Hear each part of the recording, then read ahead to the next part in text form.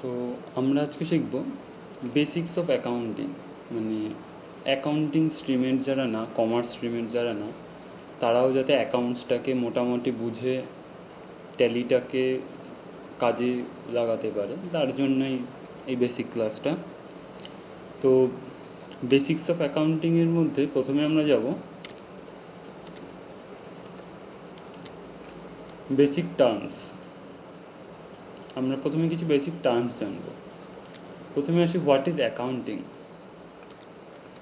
Accounting হলো আমরা যে কোনো ফাইন্যান্সিয়াল ট্রানজাকশন করি সেইগুলোকে লিখে রাখার একটা পদ্ধতি, বা অ্যাকাউন্টিং এন্ট্রি হলো সেই আমরা যে ফাইন্যান্সিয়াল ট্রানজাকশনগুলো করি সেগুলোকে রেকর্ড করার একটা পদ্ধতি। এবার ফাইন্যান্সিয়াল ট্রানজাকশন কী তাহলে?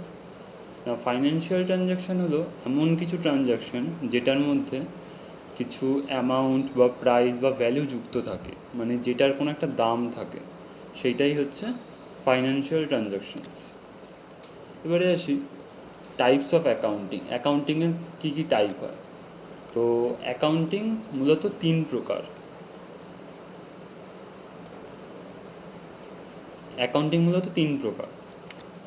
প্রথম হচ্ছে personal account, then real account, and then nominal account. এবার প্রথমে আসি পার্সোনাল অ্যাকাউন্ট। এগুলো কি আমাদের জানতে হবে। তো পার্সোনাল অ্যাকাউন্ট কি না, পার্সোনাল অ্যাকাউন্ট নাম থেকেই বোঝা যাচ্ছে এটা কোনো একজন পার্সনের নেম। যেমন রাম হতে পারে, প্রতীক হতে পারে, রাজু হতে পারে, শ্যাম হতে পারে, যা কিছু যে কোনো নাম হচ্ছে পার্সোনাল অ্যাকাউন্ট। এরপরে আসি রিয়াল অ্যাকাউন্ট। রিয়াল অ্যাকাউন্ট কি না, পার্সোনাল অ্যাকাউন্ট ছাড়া বাকি যে যা অ্যাকাউন্ট আছে সব কিছু রিয়াল অ্যাকাউন্টের আন্ডারেই পড়ে। সেটা ক্যাশ হোক বা ব্যাংক অ্যাকাউন্ট হতে পারে, বা অন্য যা কিছু থাকে, যেমন ফার্নিচার, বা আমি যদি কিছু মেশিনারি কিনি তো সেই মেশিনারি, এইরকম সব কিছুই রিয়াল অ্যাকাউন্ট।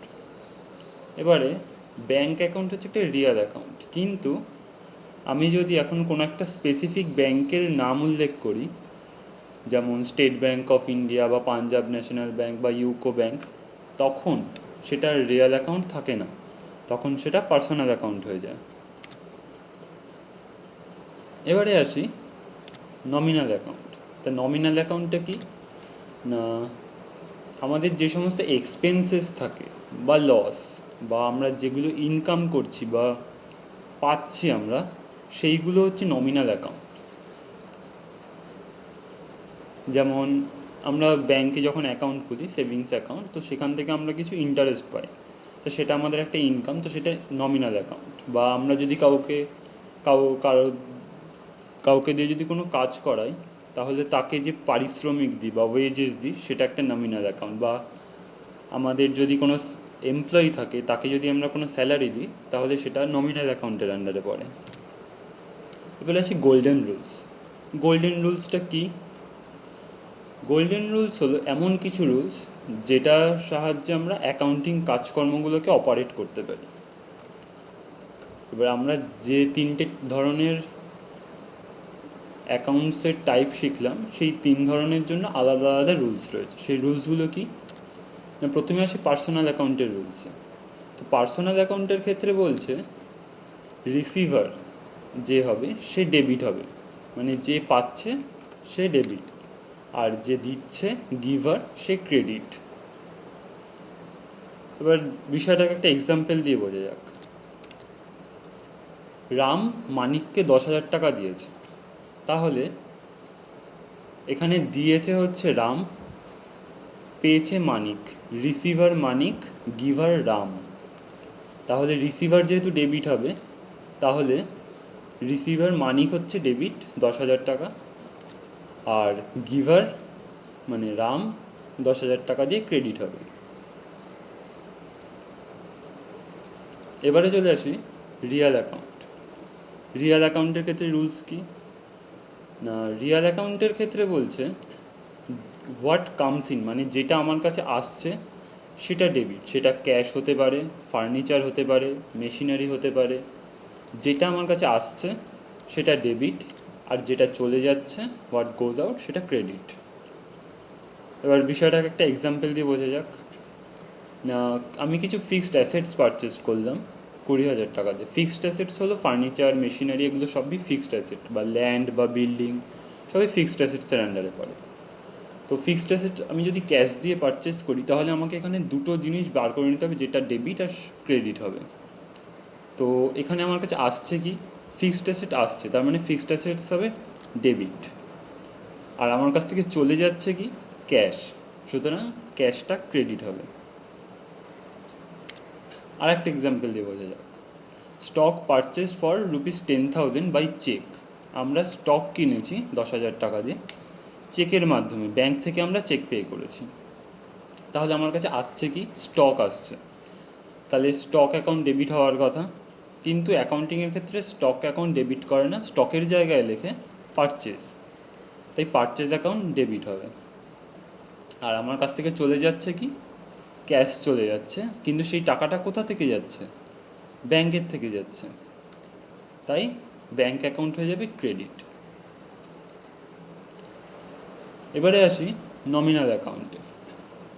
নমিনাল অ্যাকাউন্ট কি, নমিনাল অ্যাকাউন্টের ক্ষেত্রে রুলস কি না, এক্সপেন্সেস বা লস যদি কিছু হয় তাহলে সেটা ডেবিট হবে, আর যদি কিছু ইনকাম বা গেইন হয় তাহলে সেটা ক্রেডিট হবে। বিষয়টাকে একটা এক্সাম্পল দিয়ে বোঝা যাক। Wages paid to workers ₹5,000 for cash. আমি আমার কাছে, আমার আন্ডারে যে সমস্ত ওয়ার্কাররা কাজ করে তাদেরকে আমি ওয়েজেস পে করেছি। তাহলে আমার কাছে ওয়েজেসটা একটা লস বা এক্সপেন্সেস, খরচা একটা, আমি যেহেতু তাদেরকে দিয়েছি, যেহেতু খরচা তাহলে ওয়েজেসটা ডেবিট হবে। আর তাহলে আমার কাছ থেকে চলে যাচ্ছে কি, ক্যাশ। আর ক্যাশ রিয়াল অ্যাকাউন্ট, রিয়াল অ্যাকাউন্টের ক্ষেত্রে যেটা চলে যায় সেটা ক্রেডিট হয়। সেমভাবে ওয়েজেস তাহলে ডেবিট হবে, আর উল্টো দিকে ক্রেডিট হবে ক্যাশ। আচ্ছা, এটা গেলে এক্সপেন্সেস। এবার একটা ইনকাম দিয়ে বুঝি। Interest received from bank account for ₹6,000। আমরা ব্যাংকের থেকে ইন্টারেস্ট পেয়েছি 6,000 টাকা। তাহলে এখানে আমার ইনকাম কোনটা, ইন্টারেস্ট, তাহলে ইন্টারেস্টটা ক্রেডিট হবে। তাহলে ডেবিট কোনটা হবে না, কোথা থেকে পাচ্ছি, ব্যাংকের থেকে পাচ্ছি, তাহলে ব্যাংক রিয়াল অ্যাকাউন্ট, রিয়াল অ্যাকাউন্টের ক্ষেত্রে যেটা আসে সেটা ডেবিট হয়, তাই ব্যাংক অ্যাকাউন্ট হয়ে যাবে ডেবিট, আর উল্টো দিকে ইনকাম বা ইন্টারেস্ট রিসিভড হয়ে যাবে ক্রেডিট।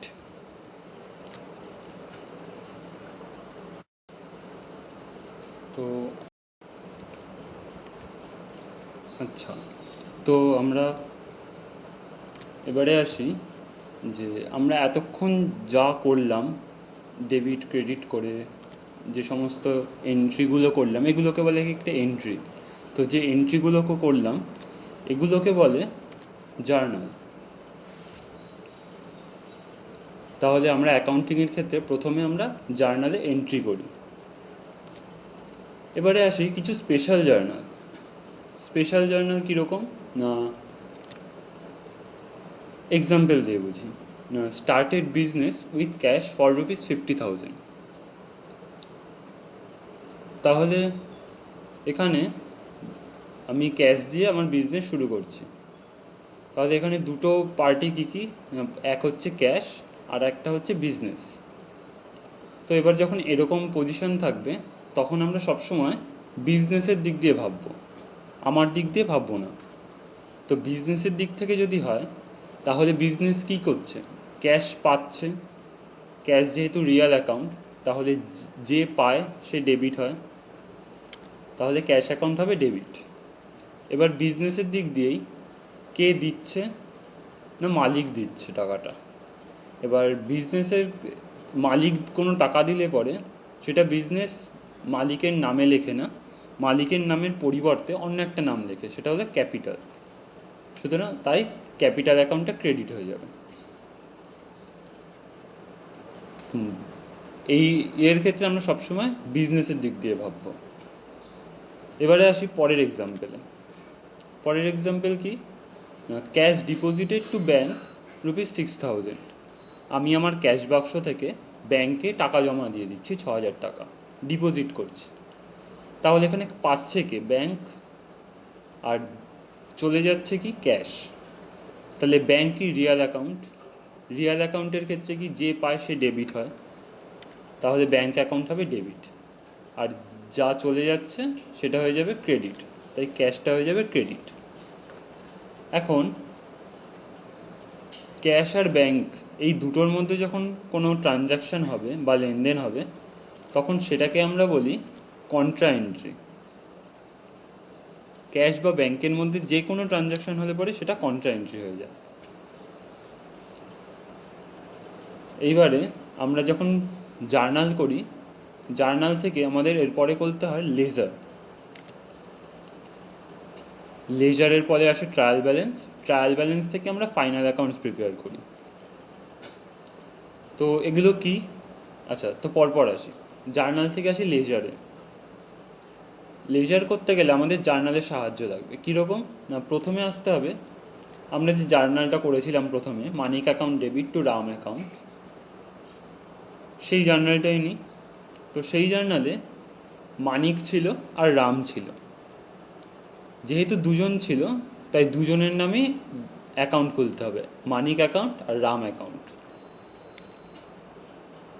এবার যখন আমরা মানিকের অ্যাকাউন্টটা খুলব, তখন লেজারের ক্ষেত্রে সবসময় দুটো সাইড থাকে, একটা থাকে ডেবিট আর একটা থাকে ক্রেডিট। তো এবার আমরা জার্নাল দেখে পোস্টিং করতে হয় লেজারে। কীরকমভাবে না, মানিক যেহেতু ডেবিট আছে, তাই মানিক অ্যাকাউন্টের ডেবিট সাইডে আমরা প্রথমে লিখব। কি লিখব না, মানিক অ্যাকাউন্ট ডেবিটের উল্টো থেকে যেটা ক্রেডিট আছে সেটা অলওয়েজ লিখতে হয়। তাহলে লেজারে এসে মানিক অ্যাকাউন্টের ডেবিটে আমরা লিখব টু রাম অ্যাকাউন্ট 10,000। সেম ওয়েতে রামের যখন অ্যাকাউন্টটা খুলব, তখন রাম যেহেতু ক্রেডিট আছে, রামের ক্রেডিট সাইডে উল্টো দিকেরটা লিখতে হবে, মানে মানিক অ্যাকাউন্ট লিখতে হবে। এইভাবে সারা বছর যত মানিক আর রামের নামে এন্ট্রি হবে সব এক এক করে পোস্টিং করতে হবে লেজারের মধ্যে। তারপর বছরের শেষে ব্যালেন্স বার করতে হবে। ব্যালেন্স কিভাবে বার করে না, প্রথমে মানিক অ্যাকাউন্ট দিয়ে দেখি না, মানিক অ্যাকাউন্টের ডেবিটে ব্যালেন্স আছে 10,000, কিন্তু ক্রেডিটে কোনো ব্যালেন্স নেই। দুটো সাইড যদি আমি ইকুয়াল করি, তো ক্রেডিট সাইডে আসে ব্যালেন্স সিডি 10,000। এখন দুটো সাইড ইকুয়াল। যেহেতু বছরের শেষে আমি সিডি করলাম, সিডি মানে ক্যারেট ডাউন, তো সেটা তার পরের বছর ওপেনিং ব্যালেন্স হয়ে যাবে অটোমেটিক্যালি, তো সেটা ডেবিটে চলে আসবে 10,000। সেমভাবে রামেরও ব্যালেন্স করতে হবে, তাহলে বছরের শেষে সবকটারই একটা করে ব্যালেন্স চলে এলো। এবারে আমরা ট্রায়াল ব্যালেন্স করব। লেজারের পর আসে ট্রায়াল ব্যালেন্স, লেজার থেকে ট্রায়াল ব্যালেন্সে যেতে হয়। কীরকমভাবে যাব না, লেজারে আমরা যে ব্যালেন্স বিডি মানে ব্রড ডাউনগুলো দেখতে পাচ্ছি, সিডিগুলো নয়, ব্রড ডাউন বিডিগুলো, সেইগুলোকে নিয়ে আমার ট্রায়াল ব্যালেন্সে যেতে হবে। তো ট্রায়াল ব্যালেন্সের ক্ষেত্রে ডেবিট আর ক্রেডিট দুটো কলাম থাকে। তো প্রথমে আসি মানিক। মানিকের যেহেতু বিডি 10,000 ছিল, সুতরাং মানিক চলে আসবে পার্টিকুলার্স, আর ডেবিট কলামে আসবে 10,000। সেমভাবে রামের ক্রেডিট ব্যালেন্স ছিল 10,000, রামের ক্রেডিট সাইডে চলে আসবে 10,000। এরকমভাবে যদি আমি আরও কতগুলো অ্যাকাউন্ট ধরি, তো furniture debit balance, sundry debtors, sundry creditors, bank, capital, এরকমভাবে আমি কতগুলো অ্যাকাউন্ট নিয়ে নিলাম। এবারে ট্রায়াল ব্যালেন্স কথার অর্থ কী না, ট্রায়াল ব্যালেন্সের প্রথম কথা হচ্ছে ট্রায়াল মানে পরীক্ষা করা। তাহলে আমরা ট্রায়াল ব্যালেন্সে কী পরীক্ষা করছি না, আমরা আমাদের অ্যাকাউন্টিং প্রসেসটা ঠিক আছে কিনা সেটা আমরা পরীক্ষা করব।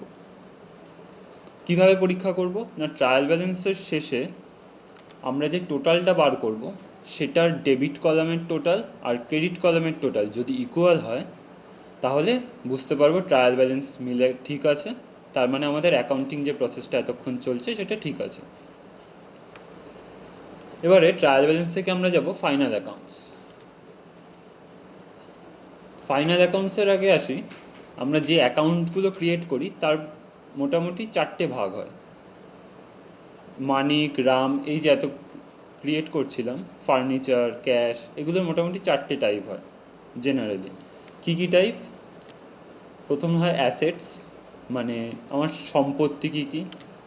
সেকেন্ড আসে লায়াবিলিটিস, মানে আমার কি কি দায় আছে। থার্ড আসে ইনকাম, আমি একটা নির্দিষ্ট ফাইন্যান্সিয়াল ইয়ারে কত ইনকাম করলাম। আর আসে এক্সপেন্ডিচার, আমার কি কি খরচ করলাম। এবারে আসি ফাইন্যান্সিয়াল স্টেটমেন্ট। ট্রায়াল ব্যালেন্স থেকে আমরা ফাইন্যান্সিয়াল স্টেটমেন্ট প্রিপেয়ার করি। কিভাবে প্রিপেয়ার করি না, ফাইন্যান্সিয়াল স্টেটমেন্ট হচ্ছে জেনারেলি দুটো টাইপের হয়। প্রথম হচ্ছে trading and profit and loss account, আর একটা হচ্ছে ব্যালেন্স শিট। তো trading and profit and loss account create করতে হয় ইনকাম আর এক্সপেন্ডিচার এই দুটো আইটেম দিয়ে, আর ব্যালেন্স শিট তৈরি করতে হয় অ্যাসেটস অ্যান্ড লায়াবিলিটিস দিয়ে। এবার আসি trading and profit and loss অ্যাকাউন্টে।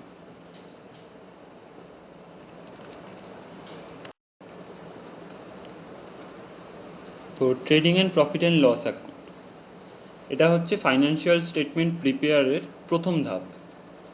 তো আমরা আগেই জেনেছি trading and profit and loss account prepare করতে হবে আমার যত এক্সপেন্ডিচার হবে আর আমার যা ইনকাম হবে সেইগুলো দিয়ে। তো কিভাবে প্রিপেয়ার করতে হয় না,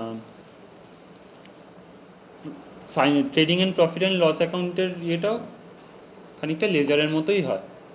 একটা সাইডে থাকে ডেবিট আর একটা সাইডে থাকে ক্রেডিট। তো এবারে বছরের শুরুতে আমি যখন একটা বিজনেস করি, বছরের শুরুতে যে আমার স্টকটা থাকবে সেই ওপেনিং স্টকটা চলে আসে ডেবিটে, আর বছরের শেষে যেটা থাকবে সেটা চলে আসবে ক্রেডিটে। এবারে সারা বছর ধরে আমি যে সমস্ত ডাইরেক্ট এক্সপেন্সেসগুলো করব বা ডাইরেক্ট এক্সপেন্সেস করব সেইগুলো চলে আসবে ডেবিট সাইডে। এবার ডাইরেক্ট এক্সপেন্সেস কি না, ডাইরেক্ট এক্সপেন্সেস হলো আমি যদি কিছু প্রোডাকশন করি তো সেই প্রোডাকশনের পেছনে আমার কি কি খরচা হয়েছে। যেমন প্রোডাকশন করতে গেলে আমার লাগবে র মেটেরিয়ালস, তো র মেটেরিয়ালসটা কিনতে যে খরচাটা হয়েছে সেটা ডাইরেক্ট এক্সপেন্সেসের আন্ডারে আসবে। তারপরে র মেটেরিয়াল থেকে আমি যে ওয়ার্কার লাগিয়ে জিনিস তৈরি করেছি সেই তাদেরকে যে আমি ওয়েজেসটা পে করেছি সেইটা চলে আসবে ডাইরেক্ট এক্সপেন্সেসের আন্ডারে। এবারে আসবে ক্রেডিট সাইডে ডাইরেক্ট ইনকাম। ডাইরেক্ট ইনকাম বলতে আমি যা তৈরি করেছি, যে জিনিসগুলো তৈরি করেছি সেগুলো বিক্রি করেছি, যেটা বিক্রি করে যা পেয়েছি সেটা হচ্ছে আমার ডাইরেক্ট ইনকাম। Example sales. এবারে ডাইরেক্ট ইনকাম আর ক্লোজিং স্টক এই দুটো অ্যাড করে আমি যদি ওপেনিং স্টক আর ডাইরেক্ট এক্সপেন্সেস বাদ দিই তাহলে আমার আসে গ্রস প্রফিট। আমি যা ইনকাম করেছি তার থেকে আমি যদি এক্সপেন্সেস বাদ দিই তাহলে আমাদের প্রফিট আসে। সেম নিয়মে এখানেও গ্রস প্রফিট আসে। তো গ্রস প্রফিট সিডিটা অটোমেটিক্যালি এখানে গ্রস প্রফিট বিডি বলে চলে আসে। কেন না, আমাদের গ্রস প্রফিট বের করাটা আমাদের প্রধান উদ্দেশ্য না, আমাদের প্রধান উদ্দেশ্য হলো নিট প্রফিট বার করা। তো এবারে গ্রস প্রফিটটা এখানে আসার পরে ক্রেডিট সাইডে আসে ইনডাইরেক্ট ইনকাম। এবার ইনডাইরেক্ট ইনকাম কি? ইনডাইরেক্ট ইনকাম হলো আমার প্রোডাকশন প্রসেস ছাড়া আমি যা ইনকাম করব ব্যবসা থেকে সেটা হবে আমার ইনডাইরেক্ট ইনকাম। যেমন আমি যদি কোথাও ইনভেস্ট করে থাকি তাহলে আমি যদি কোনো কোম্পানিতে ইনভেস্ট করি তাহলে সেই কোম্পানি আমাকে কিছু ডিভিডেন্ড পে করবে বছরের শেষে। তো সেই ডিভিডেন্ডটা আমার কাছে একটা ইনকাম, কিন্তু সেটা আমার প্রাথমিক কাজ মানে প্রোডাকশন পারপাস থেকে আসেনি, ওটা আমার আলাদা ইনভেস্টমেন্ট থেকে এসছে। তো তাই এটা ইনডাইরেক্ট ইনকাম। সেমভাবে ডেবিট সাইডে আছে ইনডাইরেক্ট এক্সপেন্সেস। আমার কোম্পানিতে যদি কেউ কোনো ইনভেস্ট করে থাকে তাহলে আমাকে কিছু ডিভিডেন্ড দিতে হবে, সেটাও আমার ইনডাইরেক্ট এক্সপেন্সেস।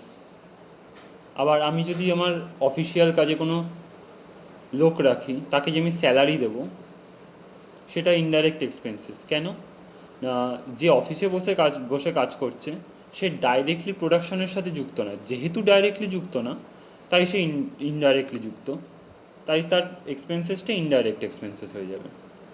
তো গ্রস প্রফিট আর ইনডাইরেক্ট ইনকাম অ্যাড করে তার থেকে ইনডাইরেক্ট এক্সপেন্সেস লেস করলে পরে আমরা পেয়ে যাব নিট প্রফিট। এই নিট প্রফিটটাই হচ্ছে আমাদের আসল ইনকাম। এবারে আসি balance sheet. Balance sheet prepare করতে গেলে আমাদের লাগে লায়াবিলিটিস আর অ্যাসেটস। লায়াবিলিটিস সাইডে আমরা আমাদের যা যা যত দায় থাকবে সেই লায়াবিলিটিসগুলো বা দায়গুলো পরপর লিখব, আর আমাদের অ্যাসেট সাইডে যা আমার সম্পত্তি আছে সেগুলো পরপর লিখব। বছরের শেষে লায়াবিলিটিস আর অ্যাসেট সাইডের টোটাল যদি ইকুয়াল হয় তাহলে আমরা বুঝতে পারবো যে আমাদের অ্যাকাউন্টিং প্রসেসটা ঠিক আছে। তাহলে পুরো অ্যাকাউন্টিং প্রসেসে দুটো জায়গায় আমরা আমাদের অ্যাকাউন্টিং প্রসেস চেক করতে পারি, প্রথম ট্রায়াল ব্যালেন্স আর সেকেন্ড ব্যালেন্স শিট।